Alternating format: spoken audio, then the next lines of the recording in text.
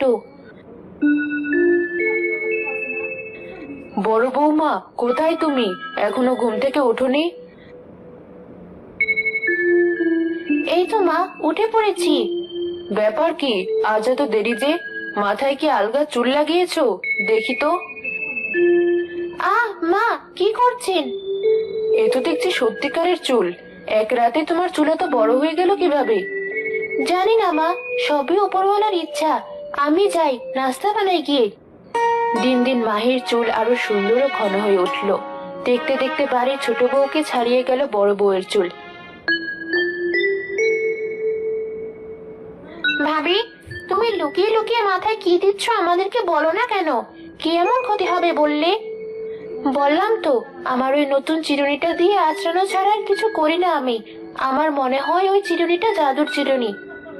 কি যে বলো না, তোমার থেকে চিরুনিটা নিয়ে তো আমিও কয়দিন চুল আঁচড়ালাম। কই, আমার চুল তো তোমার মতো হলো না। থাক, না বললে না বলুক। আমার দুই বউয়েরই এমন সুন্দর চুল দেখে তো সবাই জ্বলে পুড়ে শেষ। এখন সবাই বলে আমার ছোট বউয়ের তুলনায় নাকি বড় বউয়ের চুলই বেশি সুন্দর।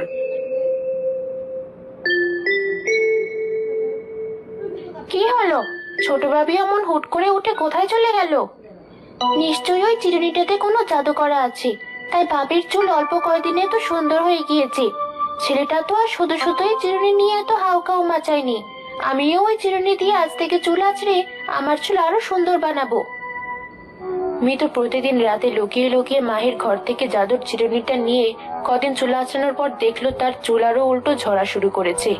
তাই সে রেগে মেগে চিরুনিটা ফেলে দেওয়ার পর দিন দেখলো চিরুনিটা তার আগের জায়গাতেই আছে। না, চিরুনিটা আসলেই জাদুর চিরুনি। আজ রাতেই আমি চিরুনিটা পরাবো।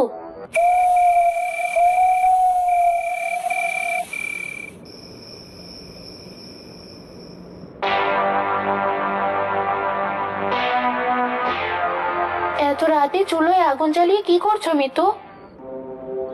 না মানে, আমি জানি তুমি চিরুনিটা পোড়ানোর চেষ্টা করছো। কোনো লাভ নেই। তুমি যদি শুরুতে অহংকার না করতে, তাহলে এই চিরুনিটা আজ তোমার হতো।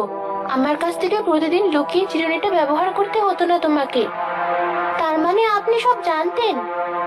হ্যাঁ, আর আমার চুল দেখে হিংসা করে তোমার চুল পড়ার পরও যদি চিরুনিটা ব্যবহার না করতে, তাহলে তোমার এতগুলো চুলও হারাতে হতো না। দাও, আমার চিরুনি আমাকে ফেরত দাও।